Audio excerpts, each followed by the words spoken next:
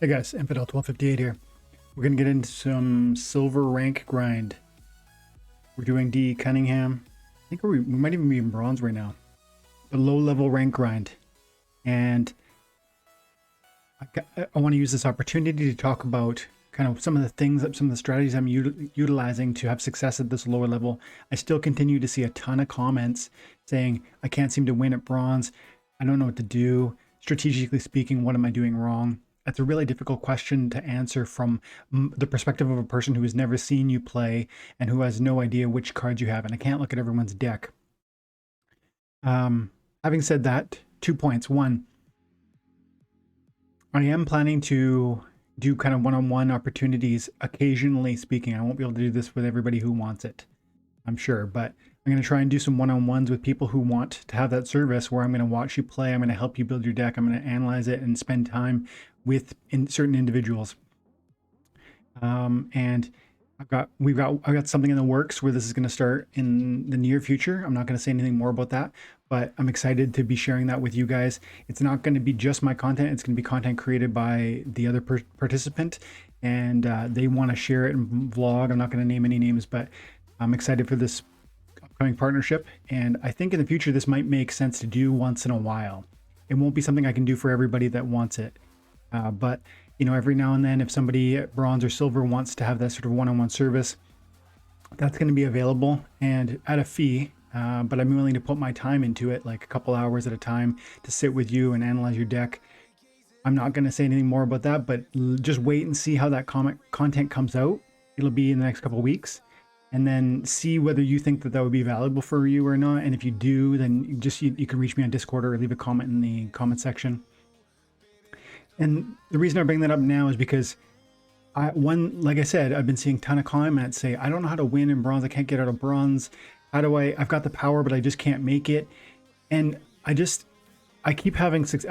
I haven't seen this game yet. I might lose, but I put it in, and this is the recipe that I keep using, and I keep winning. So let's see if I win here, and let's discuss what goes on here, either whether it's a win or a loss, with a view to really help brand new people who are struggling at bronze and silver. Because I do believe this game requires a large degree of skill, and of course luck, and of course, investment, because you need to have the cards. But if you have a certain understanding of strategy, I think you're going to be more equipped to win than not. So let's look at this one. My opponent is Alrek. I'm I forget what she's called, Salacia. This is an example of cost not mattering to me. I picked the Salacia because she's cheap. I got a level 4 of her, but at this level she's only running level 2, I think, maybe even level 1. Yeah, level 2. And Alrek is a better summoner, as you can see with these magic buffs, but it doesn't matter to me because it's just too expensive. And I have cards that this guy doesn't have. Like the Kelp Initiate is a really inexpensive mana cost card, two mana for 6 hit points. It's a great secondary tank, giving my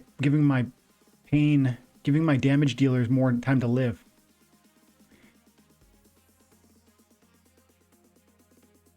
I think we're gonna be okay. It's all coming down. If I win, it's all the Axemaster. Axemaster and the Venari Wavesmith. That's a big kill.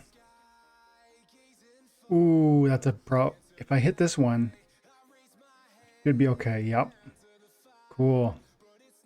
Right down to the wire. Victory. So how did I win that? Is it just because I got lucky? Of course, luck's part of the game. Melee and archery monsters can miss. Mine didn't miss. But what did I have that he didn't have? 1, I had really cheap secondary tank with the Kelp Initiate. 2, I was using a level 2 summoner, not a level 1 summoner. 3, the Axemaster does the double attack, and it has a good speed at 4, I think, and it does 2 times 2, 4 damage per turn. That's a lot of damage from an archery unit. And the Venari Wavesmith, putting shields on everybody, makes squishy monsters in the first and second position turn into more significant tanks. So the Wavesmith and the Axemaster are my two aces that I always play if I have blue, if I'm working on blue quest, and if I'm trying to climb. Look at this. That was a victory. Level 2 Varicelacia, Spineback Turtle level 3, level 2 Kelp Initiate, level 2 Ice Pixie, level 1 Wavesmith, level 2 Axemaster, and level 3 Pelacor Bandit. The Bandit was optional there, but I utilized him on the back end as like a sneak dodge. He is at level 3, he has 4 speed and he has flight, so he's going to give a pretty decent opportunity to dodge my opponents if they were trying to sneak attack me. And so that was a sneak defense, because again, the ace, the real powerhouse, is the Axemaster, and so I want to give him as much time to live as possible. So he's in the 5th position to protect. He's got 4 tanks in front of him, and also he has 1 behind him just to keep him extra safe. That's the play I do. It worked there, it worked here. Varicelacia, Spineback Turtle, Venari Wavesmith, Axemaster. Varicelacia, Spineback Turtle, Ice Pixie, Venari Wavesmith, Axemaster. It's always Spineback Turtle, Wavesmith, Axemaster if I can afford them. And then if I have extra mana, we try to slip in the Ice Pixie. We try to slip in, for the extra tank, maybe the Kelp Initiate. And you know, depending on how much mana, maybe we've got some other neutrals or something we can put in there. But the things that are super important is the level 1 Wavesmith, because it gives that shield, the 2 armor to all of your monsters, and the Axemaster with the double attack. If you don't have these 2 monsters, then you're at your extreme disadvantage. Also, if you're running level 1 summoners in silver, or yeah, if you're running level 1 summoners in high bronze or low silver, that's a huge disadvantage. You need in Silver League, you are allowed to have up to level 5 common summoner, and level 4 rare, and level 3 epic, and level 2 legendary. So if you're running with the level 1s, I don't really know how you even have the 15,000 power, frankly. But if you made it here with level 1s, it's time to invest and maybe get 2 summoners that are going to be around the level 4. Probably what I do is I go rare, like Stellacia and Quid are the 2 that I use. And then common is, there's only 1 common, Delwyn Dragonscale. He's a great summoner if you can get him, but he's super expensive. Way more expensive than Quid or Stellacia. And just quickly looking at the marketplace, we'll go to buy, we go to summoners. This is the new prices as of now. Right now, Quid is even cheaper than it usually is. $3.50. No, it's about normal. So $3.50 for per BCX, level 6, for 210 bucks. That's a great price for this card. So people, a related but slightly different conversation. People keep asking me, how do I get enough power to make it to silver? Well, you're gonna have to spend some money. I would say stop renting cards and start buying them, because those are your cards, and it's like the difference between renting a house and buying a house. You buy a house and you get to enjoy the price appreciation that as the market goes up. When you rent a house, you don't get any of that same appreciation. So in my opinion, buying and playing for the long haul is the play. And this card is way cheaper than any of its counterparts. Look at this.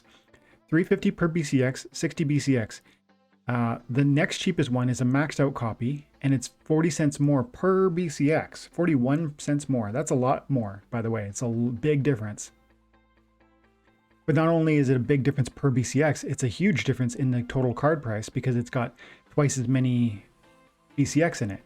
So this is an excellent deal. And people, side point again, people were asking me, is card flipping dead? Looks like it's not. Like this right here would be an excellent card flip.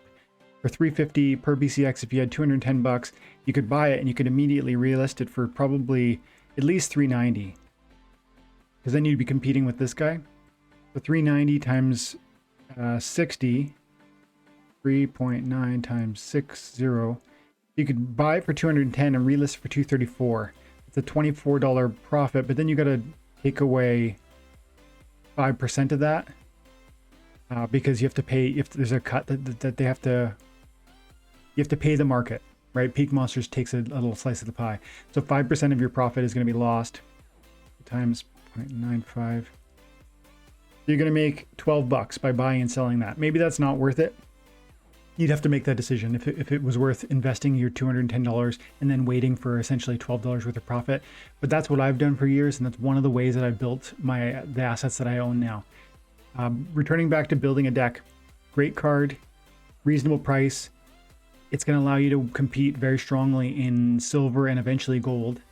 Salacia again continues to be one of the cheapest. Look at that, $100 for a level 4. Very, very, very affordable. This is going to be competitive in silver. This is a great card, and compared to the other summoners, it's dirt cheap. Like, look at this one. The next closest one, you're talking $6.30 per BCX, right? That's 50% more expensive for a Contessa Lament. And I would argue Vera Salacia is better, actually. Anyways, for 50% cheaper, Vera Salacia. If I had to buy one summoner right now, it would be Quid, and then Vera, and then Contessa.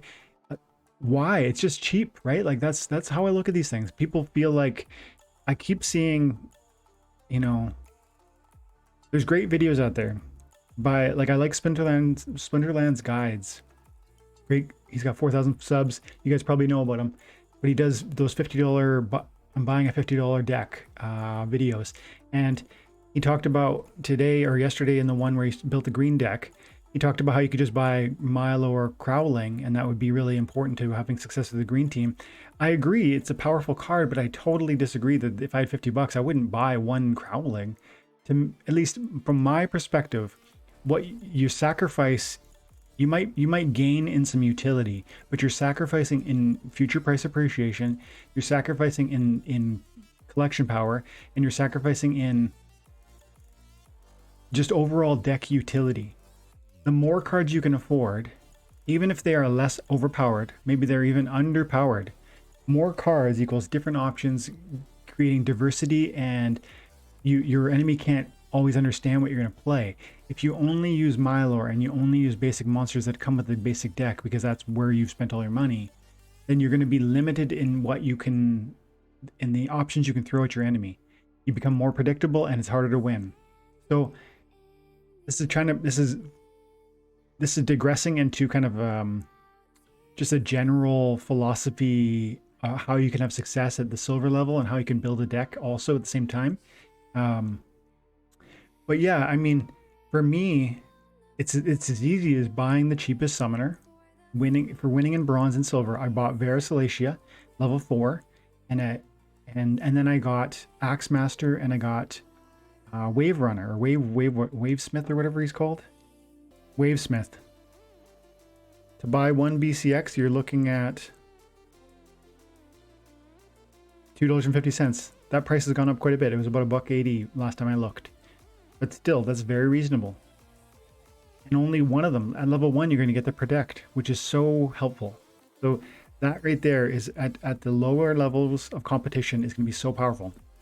Now, mind you, as we move into, in about 3 months, probably 4 months, the timeline is not set, but we're going to open a new league where there's going to be Chaos Legion modern format.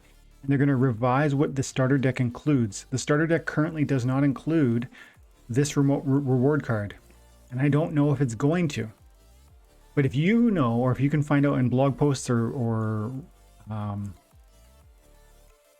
Splinterlands wiki or whatever, if you can figure out whether this card is going to be included in the new starter pack, that would be super valuable for you as a person building a deck. When you buy cards right now, if you're just getting started, always ask yourself, are these cards going to be given to me for free as part of the starter pack once we move into the Chaos Legion new modern format?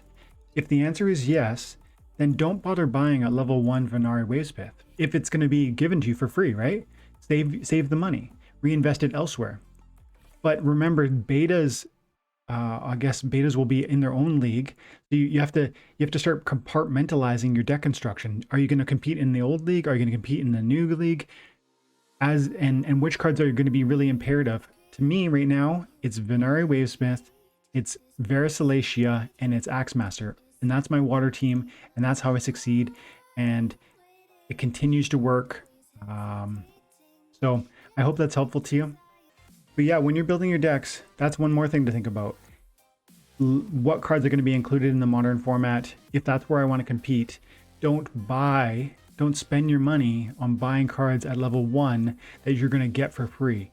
if you want to get a level 2 Axe Master or sorry, a level 2 Venaria Wavesmith or whatever the card may be, they're not going to give you a level 2 within the starter pack, so go ahead and buy it. But if you think level 1 is sufficient for your purposes, then you need to ask yourself, is the level 1 going to be gifted to me as part of a starter pack? And then reallocate that value into someplace you're not going to, someplace is going to help more. Okay, so let's leave it there. That's a few thoughts on how to construct and how to succeed at lower levels. For me, Wavesmith and Axemaster, get it. They just crush it. Okay, thanks for your time and attention. Have an amazing day. God bless, guys.